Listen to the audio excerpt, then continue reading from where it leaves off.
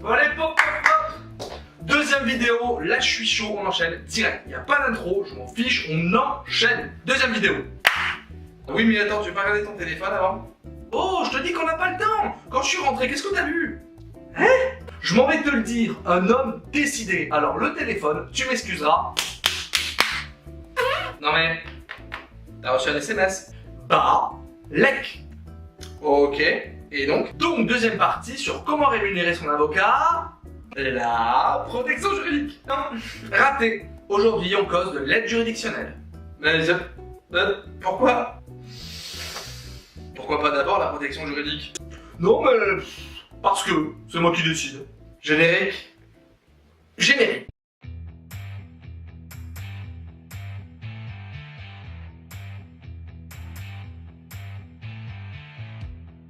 On brief, on parle de quoi là du coup? Là, de l'aide juridictionnelle. Ouais. C'est pas globe comme sujet.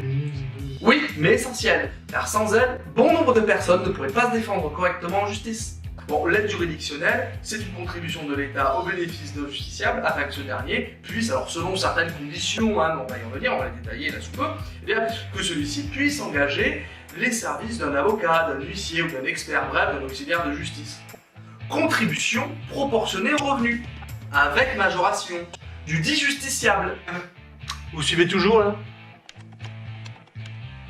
C'est moi ou d'emblée c'est compliqué? Capitaine Kirk, envoyez le tableau. Donc, si l'aide juridictionnelle est accordée, elle sera soit totale, soit 55%, soit 25%. Du montant des honoraires, hein? C'est ça? Ah oui, c'est bien ça. Total à 55% ou à 25% du montant de la contribution de l'État. Nuance. Elle est même fixée par barème, selon chaque type de procédure, et ce sans considération des honoraires. Alors ça, c'est très tordu, mais bougrement intelligent. T'as rien écouté en fait.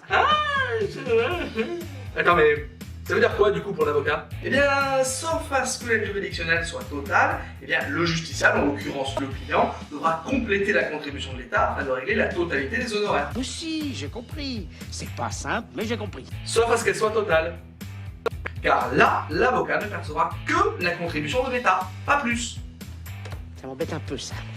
Et c'est marre, c'est tout. Ouais, j'imagine que ça correspond pas exactement aux frais de l'avocat, aux honoraires tutti quanti, c'est ça? Mais tout à fait. Prenons un exemple. L'article 145 du Code de procédure civile permet à tout justiciable de venir demander dans le cadre d'une instance civile une mesure d'instruction. Bien souvent, c'est une mesure d'expertise. Je rentre pas dans les détails, je veux en faire une vidéo à part, très prochainement. On en fera une vidéo à part, promis. Bon là encore, je vais me répéter, qu'on fera la deuxième vidéo, mais en gros, les honoraires, maintenant vous le savez, ça dépend de l'avocat, ça dépend du cabinet, ça dépend de ses charges, de ses structures. Très bien. Bon, eh bien, un avocat qui ne percevrait que l'aide juridictionnelle totale de son client dans ce type de procédure, il ne percevrait qu'en gros 250 €. Voilà, ça fluctue selon les années. Et si le client venait à ne percevoir qu'une aide juridictionnelle partielle, eh bien ça serait soit 25%, soit 55% de ce montant de 250 €. Il appartiendrait au client de venir compléter cette somme pour régler l'entièreté des honoraires. Rappelons que cette somme est imposable et qu'en conséquence, l'avocat in fine, de manière nette, une fois qu'il a payé ses frais et ses charges, ne perçoit que 90 €. Environ, là encore, ça dépend des années. Les humains, pour la plupart, ne se doutent de rien sans envie ni besoin de savoir. Ça leur va comme ça. Ils croient avoir de l'emprise sur les choses. Ok. Si ça te plaît pas, tu peux aller te faire foutre, pauvre truffe.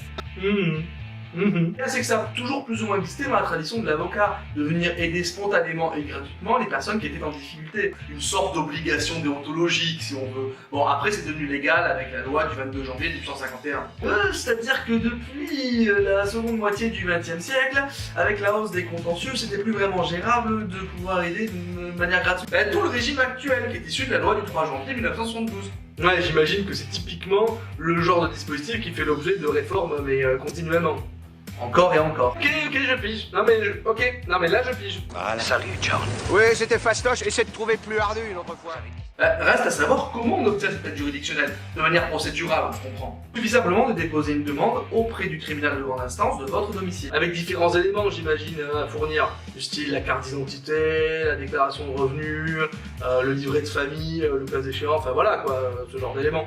Oui, j'ai absolument besoin d'une réponse claire à cette question. Exactement. Et c'est le bureau d'aide juridictionnelle qui, dans chaque tribunal de grande instance, va être chargé de voir si les conditions sont réunies ou non, et donc d'accorder ou non l'aide juridictionnelle. Cependant, deux règles majeures, en plus des conditions relatives aux revenus, ça va de soi. Si vous bénéficiez déjà d'une protection juridique auprès d'une compagnie d'assurance, vous ne pouvez pas avoir d'aide juridictionnelle. Et vous devez impérativement faire la demande d'aide juridictionnelle avant l'audience. Sauf demande d'aide juridictionnelle provisoire, une demande qui est formulée à l'audience, bon voilà. Oh, je vous remercie. Ouais, ok, en gros, l'aide juridictionnelle, c'est une forme de ticket restaurant pour justiciable. Ouais. Bah, en plus, l'aide juridictionnelle, elle n'est pas accordée à toutes les procédures. Bah, tout d'abord, il faut que l'affaire, elle soit sérieuse.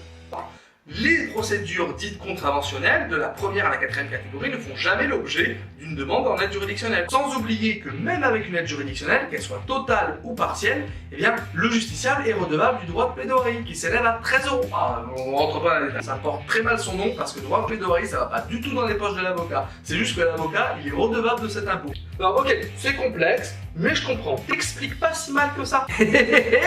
Engagé volontaire baleine, je te file 3 secondes.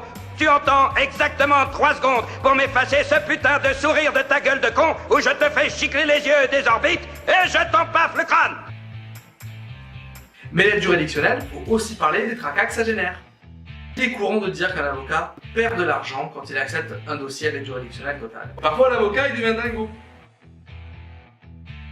Et on a vu, notamment lors de la deuxième vidéo, eh bien, que les honoraires, ça servait aussi à régler les frais de fonctionnement de l'avocat. Un avocat, ça repose pas uniquement sur des méninges. Hein. Il y en a, il faut, c'est important, et il n'y a pas que ça, quoi. Il y a toute une structure derrière. Bref, selon le mode de fonctionnement de l'avocat, eh bien, l'aide juridictionnelle totale, ça peut être juste en dessous de la ligne de flottaison de ses frais. Quelque part, l'avocat, il fait l'avance pour son client.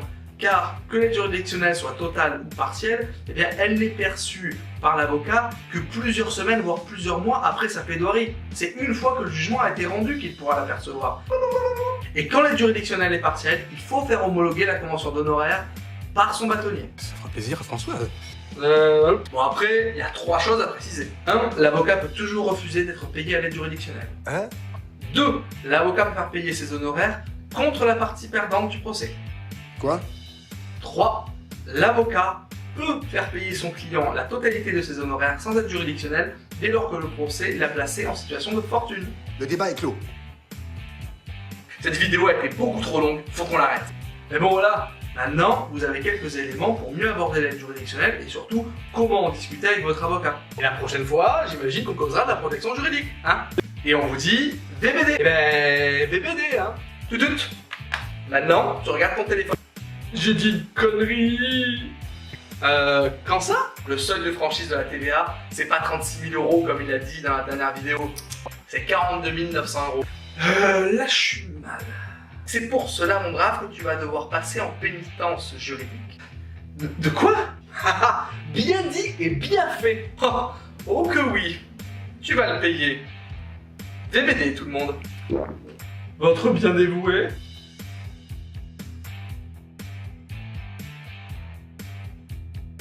Merci à tous d'avoir regardé cette 3e vidéo de VBD, j'espère qu'elle vous a plu. Bon, comme vous l'avez remarqué, j'ai fait une connerie lors de la 2e vidéo, j'ai indiqué que eh bien, la franchise de TVA c'était à 36 000 €. En réalité, j'ai été repris par un de mes confrères et amis, que je salue d'ailleurs. Si jamais vous trouvez que cette vidéo elle s'est améliorée par rapport aux autres, signalez-le moi. Si elle vous a plu, n'hésitez pas, un petit pouce, ça fait toujours plaisir. Si jamais elle vous a pas plu, ben, le pouce vers le bas, hein, c'est fait partie du jeu. Bon, voilà, donc moi je vous dis, eh bien, au prochain VBD, au prochain numéro, on causera cette fois-ci de la protection juridique. Donc voilà, j'ai rectifié mon erreur, j'espère que ça vous a plu et je vous dis à très bientôt sur VBD. Salut!